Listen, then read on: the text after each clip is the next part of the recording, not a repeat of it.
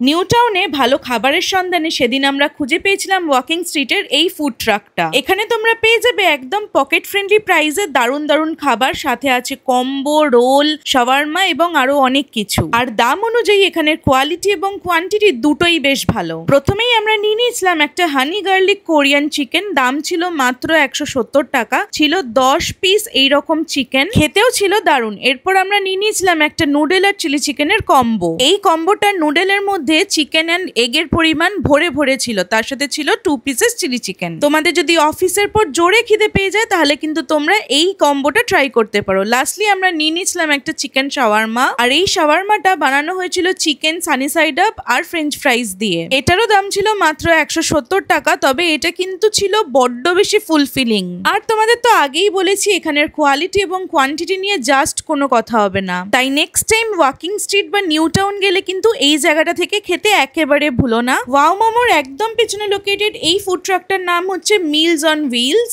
খেয়ে এসে জানিও তোমাদের কেমন লাগলো, আর সাথে ফলো করে দিও coconut quinoa for more such videos.